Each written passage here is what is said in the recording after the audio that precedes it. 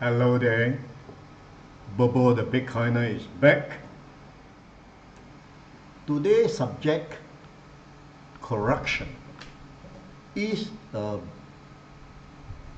provocative, stimulating, and probably the most important discipline underlining humanity.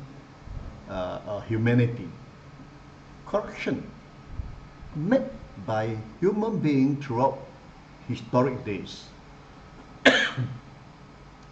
integrated and ingrained into our society, that we cannot, we become a slave to corruption, yet unable to disentangle from this cardinal wrongdoing. Everyone agree corruption is bad and wicked, right? But unfortunately, we are unable, we are born with it. Corruption is already deep rooted into our blood, either in a small way or decent way, or you intention big scale manner. For example, if your examination is good, I will buy you an iPhone or a computer. This is corruption, but in a small, decent manner. On the other hand, most corruption are evil because it robs the poor and give it to the rich. So, why evil? Corruption is dishonest behavior, right, by those in power, such as the business leader and the officers or government officers. Corruption comes in the form of bribery, double dealings, and defrauding investors, like lobbying in the US Senate, and government intervention in the economy is a root cause of corruption. Public servant demanding or taking money or in favor in exchange for services, right? Politicians misusing public money and granting public job or contract to their sponsor, friends, and families. Corporation bribing the officers to get the lucrative deals. And corruption gratification comes in the form of money, sexual flavor, properties, promises, services, seeking confidential information, leniency, special privilege, contracts, etc. So, how did corruption get into our society? Humans greed of cost. For a simple, I do you a favor, you return in kind. All right. Whether in the form of money, a gift, or privilege, leniency, or even sexual flavor. It then deviated into demand, most forceful way of expectation. Like, okay, you can have the contract, provided you pay me a certain sum of money. It got into business and then government officers, and ultimately the worst, government intervention. Business and government officers corruption is clear to everyone, right? Bribing corporation, government officer for lucrative deals is usually understood and expected in many countries. But when the government get involved, the degree of corruption in most cases is way out of control. And the only remedy is a total overhaul. A typical example in the 2009 financial crisis, housing market collapse was fueled by low interest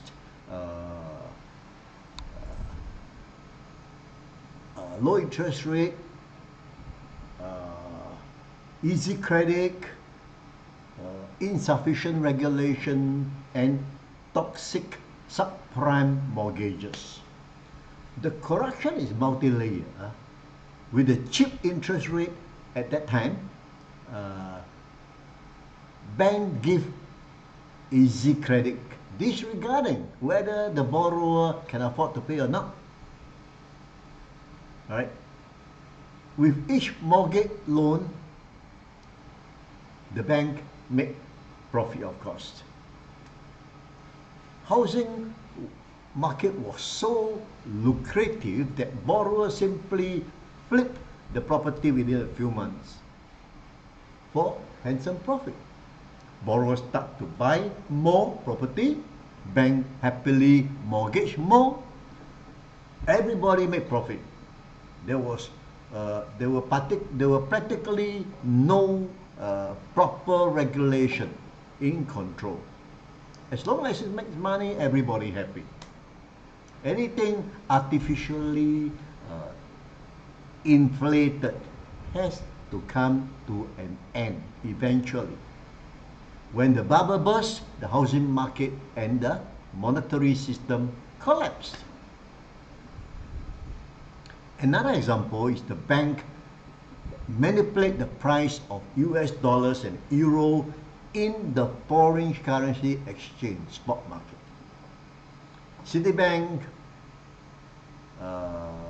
JP Morgan, Chase Manhattan, Barclays, and the Royal Bank of Scotland pleaded guilty to rigging the foreign exchange market.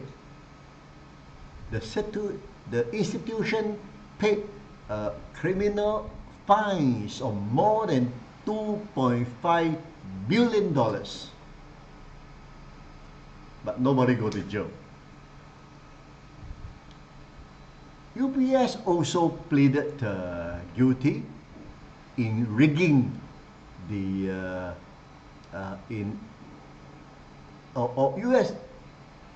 USB actually is a separate charges for manipulating the benchmark interest rate, including the LIBOR, London Interbank Offer Rate. And this charge resulted in a fine of $203 million only for such an offense. You manipulate with the LIBOR rate, you are fined $203 million. They could have probably make $203 billion. Right? Banks are the worst to sidestep the regulation in control.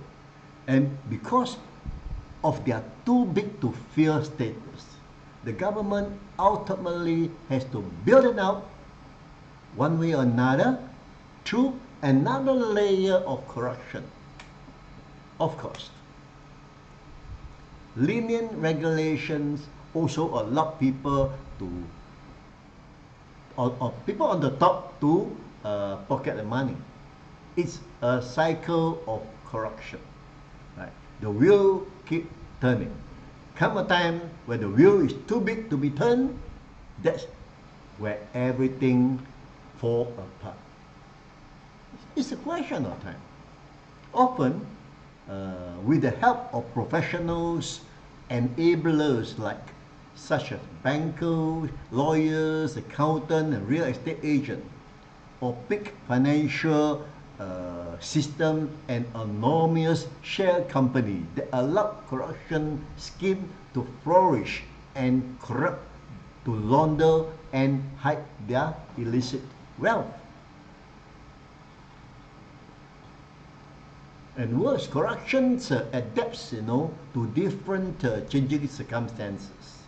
It can evolve in response to changes in rules, regulation, and even technology. So the consequences of corruption can be social and financial, but it has a major impact on those who are financially vulnerable. The majority people of the world has no access to influence or power. These are the people who suffer and most ultimately lose faith and trust in their government. To trust something, information must be readily available and transparent, right? But all corruption are clouded in hazy shadows that cannot see the light of the day. Another strange happening in the US, they treat gun ownership as a kind of human right, but not universal health care. How come? It's the result of Senate lobbying. You got money, you got power, you lobby in the Senate, you get your way. You get your gun, but you don't get your health. Question is how to get rid of this infectious corruption disease. It will happen, it will continue to happen for another 100 years. In fact, it will continue to get worse. The rich will be richer and the poor, poorer. Now, shouldn't we be glad that the Bitcoin ecosystem comes along? Besides the obvious quick and cheap transaction, I guess the most important intrinsic value of Bitcoin is the blockchain. It's 100% transparent. Every human being is able to see the genuine ledger in real life. And because it gets rid of human middlemen, result in nobody is in control of the network, there's no room for any kind of corruption to take form.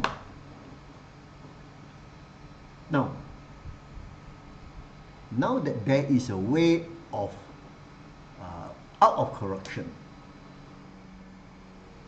why isn't people moving into Bitcoin way? Since corruption is the mother of all evils, what hold people back? It's the society we are born into. We have no choice but to follow the system. The authorities say, you do it this way, we follow. That way, we follow. The corrupt way, we have no choice but to follow. Knowing corruption is everywhere. Now, you understand why those in authority is doing everything possible to press down the Bitcoin network. The claim is a scam. It's used by criminals for the illicit purposes. They pressure the traditional bank to avoid the cryptocurrency. They throw all their laws at the crypto exchange and developers. They sidekick out the institution with unclear regulation. They disallow spot Bitcoin ETF, practically throwing the whole book at the cryptocurrency in general and in particular Bitcoin. the world population is so convinced, is not convinced with their government anymore. After 14 years of existence, Bitcoin still survives on its own merit, unscratched. The power of Bitcoin network is too strong now. I doubt anything on earth is able to stop it now, especially with the uncorruptible network. We already start seeing things like SEC lost its case against the Ripple, SEC lost its case against the Grayscale, the big financial institutions are knocking at the door to seek approval for spot Bitcoin ETF. The market realized what Bitcoin can do to improve humanity, right? It's quite clear now. So it's a question of time. The floodgate will be open. My only advice to you is be prepared. Okay? Thank you for watching. You see now, or you should know now. Ever since corruption is everywhere. How to get rid of it? How to stop it? Try the Bitcoin way. Thank you for watching. See you again. Bye bye.